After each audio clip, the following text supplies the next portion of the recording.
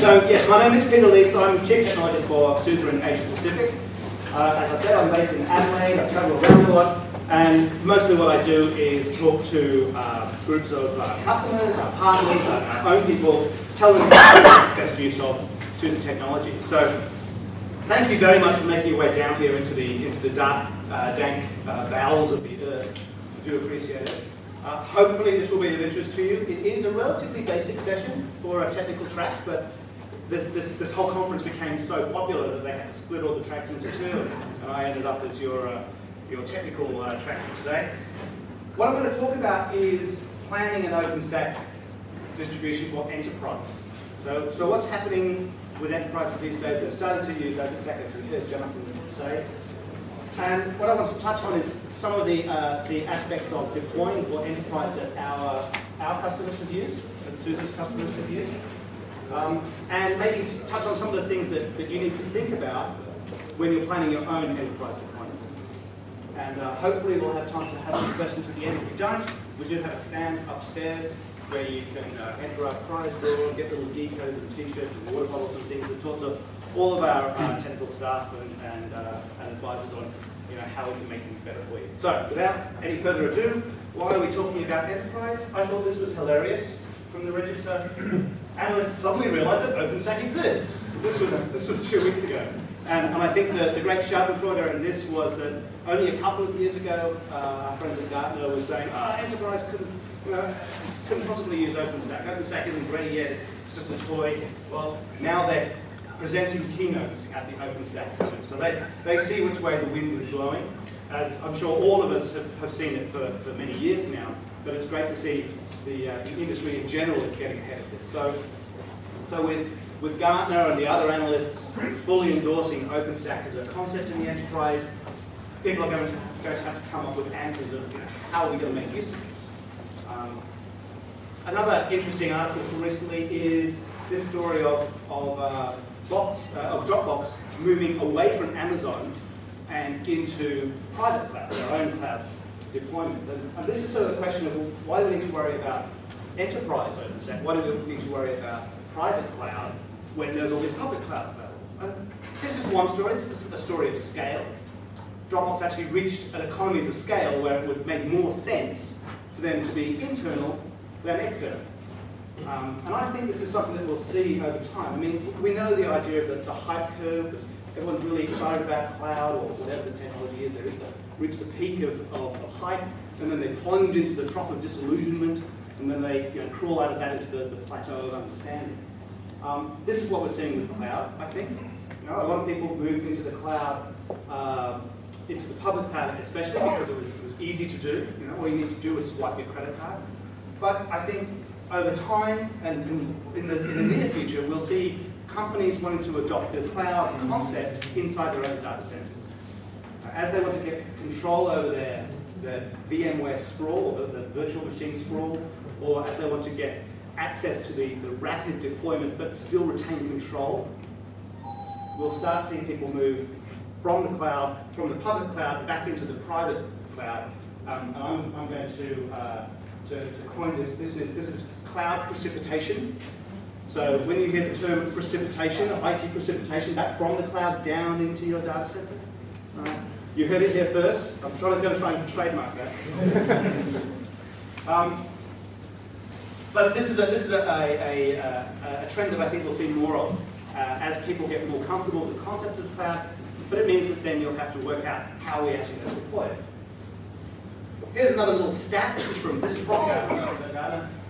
68% of CFOs don't think that IT is playing a strategic function. So what this means is a lot of IT management, who many times CIOs are actually reporting into CFOs, a lot of these IT management aren't seen as strategically valuable to the corporation. And to regain some degree of relevance and credibility, they need to have an answer. How are we going to solve this cloud problem? How are we going to act on cloud inside of our own enterprise? So these are the reasons why people care about cloud for the enterprise. And I have some examples of some of our customers who've been taking advantage of OpenStack Cloud. They've been early adopters. Some of them have been mentioned already in the keynotes. and why they've decided to adopt OpenStack. And these might be some of the things that you're thinking about in your own organization, so they may gel. So the first one is a big motor vehicle corporation that I'm not allowed to name names, but if you recognize that building, you'll know who I'm talking about. This is a very large manufacturer of cars in the European region, and they wanted to build an infrastructure that was separate to their existing IT infrastructure. So they have their old processes of doing things, their old procedures, and their old standard methodologies, but they wanted to give an area for those parts of the organization that knew about cloud. They wanted to give them an area to work in.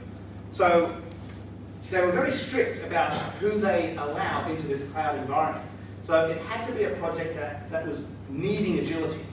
And not just the agility of, oops, I forgot to put in my order, but real agility in that whole project. Whether that was actual agile methodology or not didn't really matter, but the fact that they were making rapid changes and they needed to be able to spin on a dime, all that kind of stuff was important. They also needed to have more cloud-aware kind of applications. So those projects that really were the kind of cloud-enabled, the sort that didn't have a dependency on a single instance, a single server, these were good candidates for this particular project. And what's been interesting at this company is that they've seen the growth and the uptake of this cloud environment far exceed the expectations that they had. In fact, they had 2.5 people working full-time on this project. And they currently have something like 16,000 projects running in their OpenStack environment. So they're using both OpenStack, SUSE, and also Ceph. But with 2.5 people, they were able to manage all of that environment still quite successfully, because they had an integrated tool set that let them do that in the easy way, an easy deployable way. What's interesting, in fact, is that most of that cloud team spends most of its time not managing the environment, but talking to the rest of the business, telling them how they can access these cloud resources. And I'm glad that Jonathan touched on this as well. It's not really about the technology. It's not the technology that's the issue. It's the how do you integrate that with the rest of the business practices. If you have a process that says every time you change something you need to sign a form, well, that's not going to work in a cloud kind of environment. And so this is what most of the time these guys spend talking to the rest of the business units, telling them how they can access this cloud. Here's another customer, ABP. They're a payments processing company in the US. They do something like $1 billion worth of payments, payroll and all that kind of stuff every day. And they were looking for some way to put an umbrella over all of their disparate environments. So they had a lot of VMware, and they had a lot of Hyper-V. They also had some mainframes. And they wanted to find a way, how do we put an umbrella over all of these possible workloads and control them from at least one point, or at least have some chance of having a central point that we can then assign the right workload to the right underlying physical hardware or virtual machine. And so that's why they put in OpenStack, because as we all know, OpenStack is hypervisor agnostic. There is no defined version of what hypervisor you must use for OpenStack. Who knew that? Who realized that you didn't have to use KVM? Well, that looks like I've educated a few people, so if there's nothing else, you can take that away. Oh, I don't need to use KVM with OpenStack. No, you don't. You can use a whole bunch of things, or you can use all of them at the same time, which is what ADP are doing. VMware, KVM, Hyper-V, Xen, and ZVM. These are all being used at the same time for different workloads. For those who don't know, ZVM is the virtual memory or virtual machine system for mainframes. So the mainframe has come to OpenStack. They also needed a way to not just handle VMs, but do it to their bare metal environments. These guys are handling thousands or millions of transactions a day. They needed a way to be able to roll in new equipment and have it run up very, very easily, just with a few clicks. And so they were looking for that kind of technology as well as managing their virtual environments. And then finally, they needed a way to provide access to all of these dynamic resources in a way that was easily consumed by the business. So they wanted a way to package up their application with just the right amount of operating system and all these sorts of components so that they could then provide a menu for their customers to use. And because this is one of the big challenges that traditional IT environments have with the cloud, or in fact the way that the business is consumed.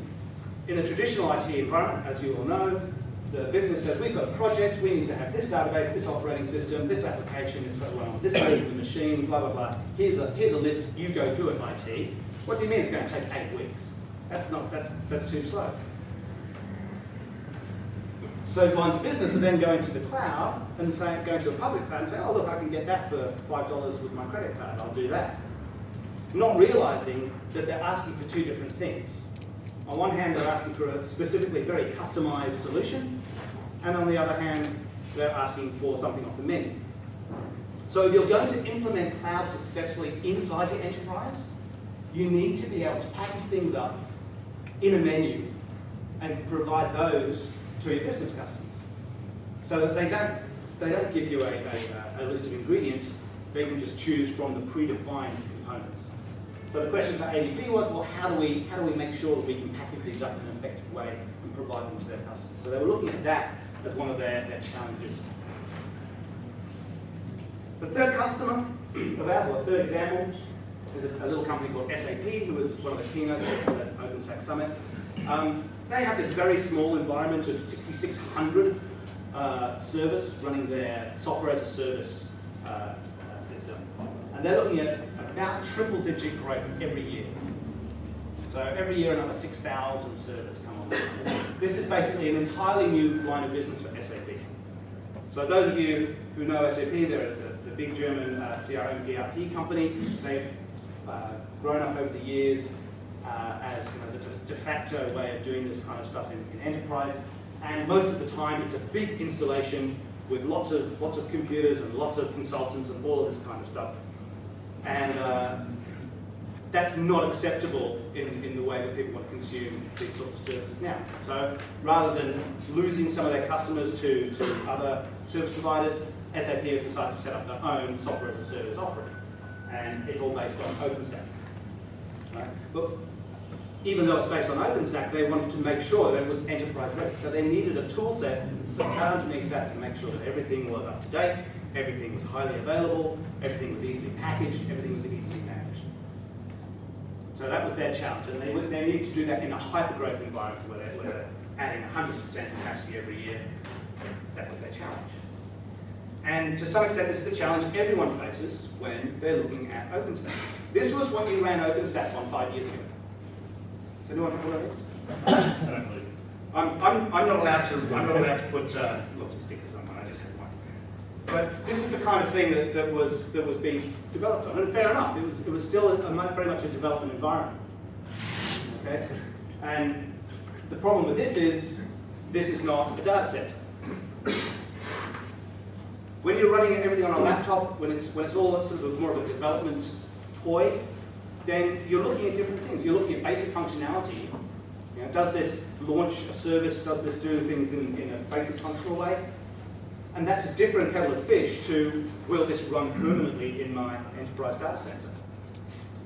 Enterprise IT is not the kitchen table. It's not kitchen table IT. You can't just switch things on and off if you want to make a change. You can't just shut down all of your services because you need to upgrade to the next version of OpenStack. You can't be in a situation where you're wanting to do an upgrade and you need to tell everyone to stop. So you need a way to get around this. You need to have a stable platform for your flexible environment. The other thing about enterprise IT is that this does not happen. Does anyone have just rainbows and unicorns in their data center? If this is the way we're going to characterize a data center, then it looks probably a bit more like this. Fire breathing unicorn with a cat running. Anyway. So there's friggin' everything. You know, there's 1 or 5 of everything in a data center these days. So there are no such things as green fields. You're going to have to deal with heterogeneity. You're going to have to deal with multiple hypervisors, with multiple physical platforms, with multiple architectures.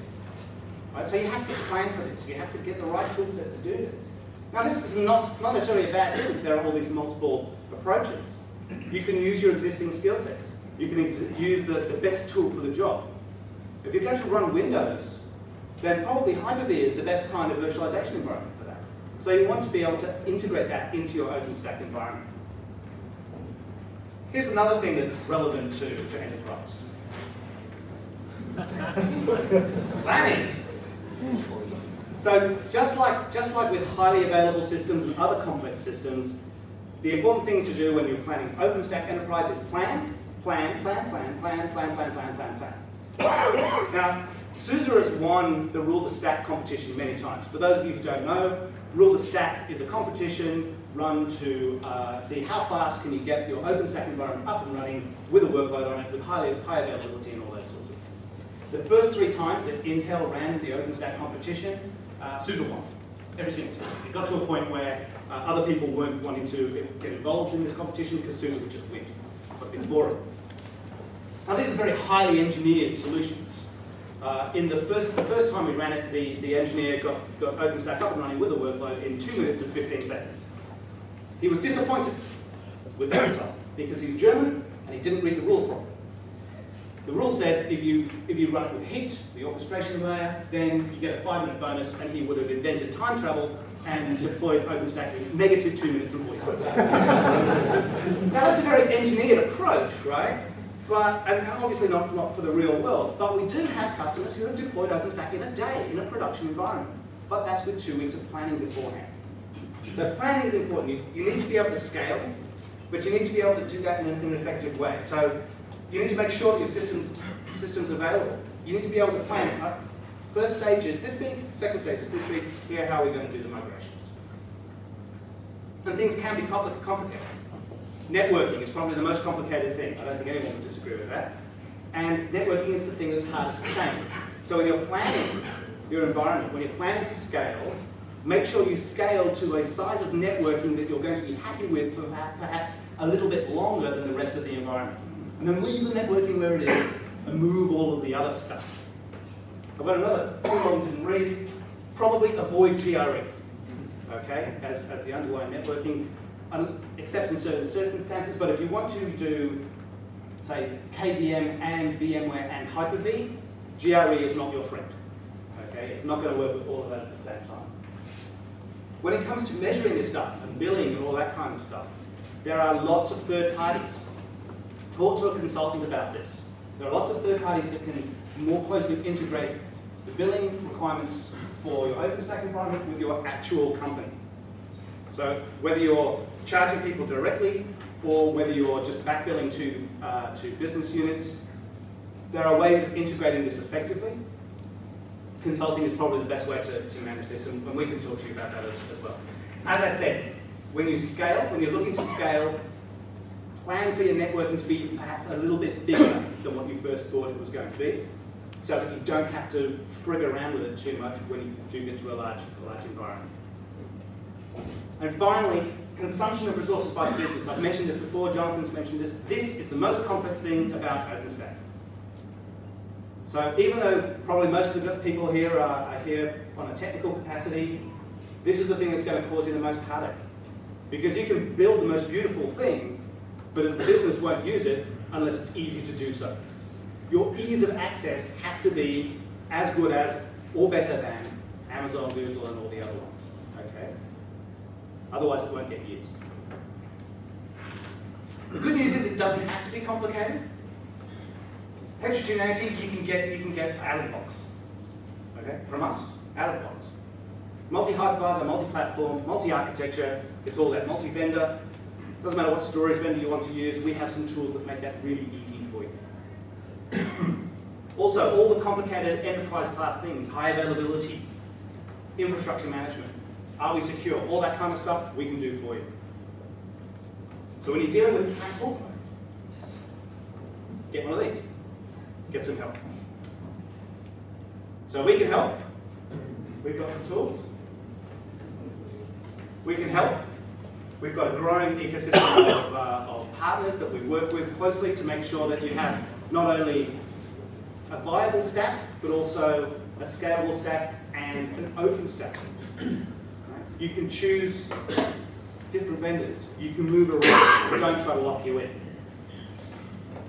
So with 1 minute left to go, please come visit us. We can talk a bit more about it. We can show you a little video of how our installation tool works.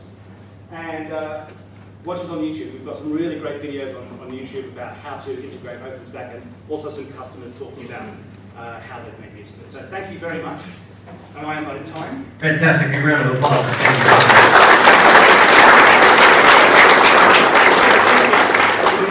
Excellent. And you get geckos out of this, so we'll see how good your throwing arm is, Peter. So did somebody in the way back ask a question to test his own? Let's get a little bit better. Let's take a question while people are here. Question. Yeah, we've got it. I'm wondering what your deployment tool is based on. Yeah, so our deployment tool is called Crowbar. It was the first sort of one that worked, which is why we won the OpenStack challenge so many times. It's based on Crowbar. In the guts of Crowbar is basically Chef and a bit of Puppet and some other bits. But basically, we have sort of 3 levels of this tool. The first is a nice little web UI. You can just press a couple of buttons and everything works. Second level is the command line. You can script it if you've got 100 servers. And the third level is an API, so that you can tie it into your enterprise management system if you've got thousands of them. One more question here. Here, let me give you a microphone. So you mentioned ZVM and AVM. Have you done anything with AVM and ZOZ? Have we done anything with KVM on Z? Yes. Yeah, that's the next step. So SUSE Enterprise was the first one to run on KVM on Z. What we're looking at now is the little connector in our install tool to make it easy to deploy that. We've had. If you have a need for that, please come and ask me, because I can then write it down and give it to our developers and say, look, someone else wants it. Okay, so for further questions, there will be lunch later on in the day. So Peter, where will you be during lunch to come and talk to? We'll be up at the demonstration area right next to the Actura stand. And I believe you'll get more toys and presents if you come ask Peter questions, which is always an added benefit here. Absolutely. Absolutely. Thanks so much. One more round of applause for Peter.